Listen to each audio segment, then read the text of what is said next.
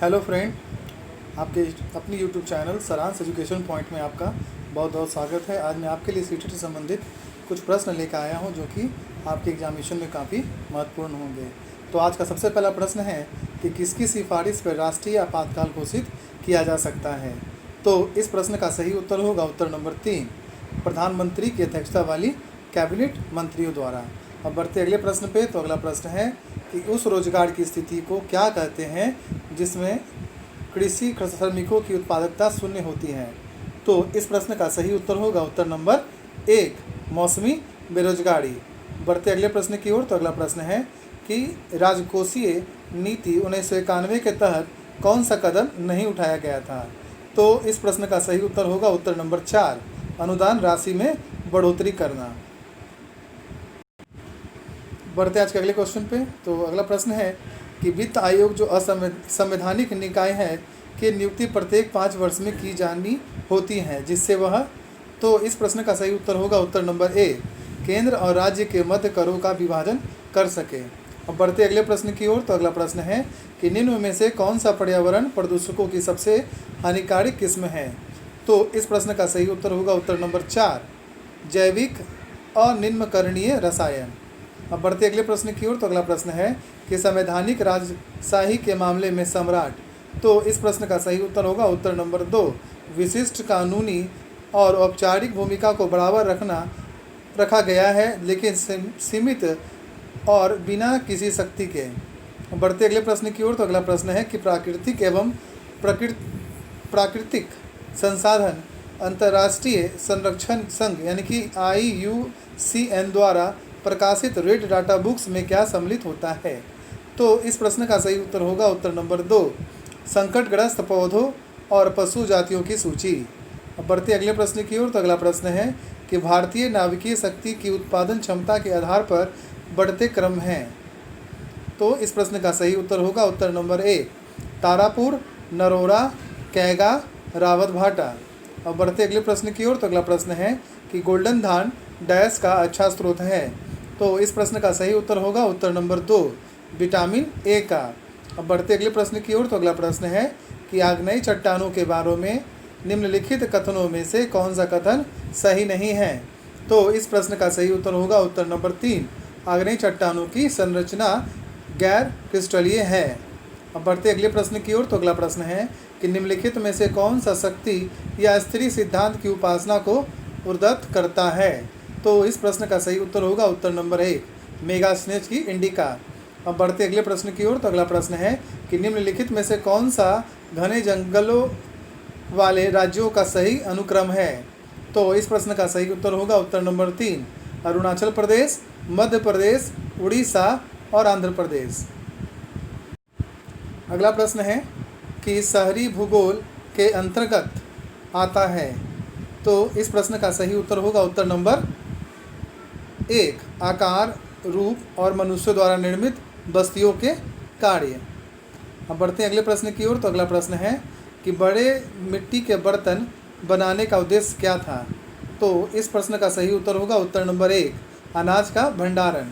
अब बढ़ते अगले प्रश्न की ओर। तो अगला प्रश्न है कि निम्नलिखित में से कौन सा कथन सतत और व्यापक मूल्यांकन यानी कि CCE से संबंधित है। तो इस प्रश्न का सही उत्तर होगा उत्तर नंबर 3, बाल केंद्रीय शिक्षण तरीकों का समर्थन करना। अब बढ़ते अगले प्रश्न की ओर। तो अगला प्रश्न है कि कक्षा में छात्रों को नक्शे का अध्ययन कराते समय उन्हें सबसे पहले क्या सिखाया जाता है। तो इस प्रश्न का सही उत्तर होगा उत्तर नंबर 2, नक्शे में दिशा का ज्ञान कराना।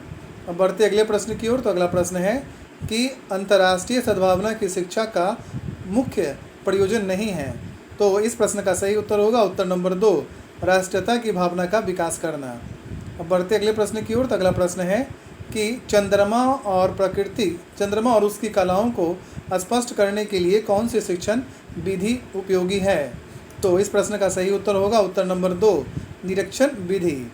अब बढ़ते अगले प्रश्न की ओर। तो अगला प्रश्न है कि छात्र ने सामाजिक संस्थाओं की कार्य प्रणाली से संबंधित तथ्यों की जानकारी प्राप्त कर ली है।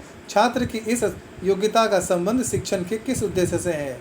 तो इस प्रश्न का सही उत्तर होगा उत्तर नंबर 1, ज्ञानात्मक उद्देश्य। अब बढ़ते अगले प्रश्न की ओर। तो अगला प्रश्न है कि प्राथमिक कक्षा को रामायण प्रकरण पढ़ाने पढ़ाना चाहते हैं, इसके लिए सर्वश्रेष्ठ विधि है। तो इस प्रश्न का सही उत्तर होगा उत्तर नंबर 3, कहानी विधि। बढ़ते अगले प्रश्न की ओर। तो अगला प्रश्न है कि देख कर सीखना नामक सिद्धांत पर कौन सी विधि आधारित है। तो इस प्रश्न का सही उत्तर होगा उत्तर नंबर 3, निरीक्षण विधि। अगला प्रश्न है कि सामाजिक अध्ययन के विषय के शिक्षक में निम्न गुण होने आवश्यक हैं। तो इस प्रश्न का सही उत्तर होगा उत्तर नंबर 4, ये सभी, यानी कि सामाजिक योग्यता, बौद्धिक जागरूकता, उदार दृष्टिकोण। बढ़ते अगले प्रश्न की ओर। तो अगला प्रश्न है कि परियोजना वह समस्या युक्त कार्य है जो स्वाभाविक प्राकृतिक वातावरण में पूरा किया जाता है, यह कथन है। तो इस प्रश्न का सही उत्तर होगा उत्तर नंबर 4, स्वीव वेंसुन।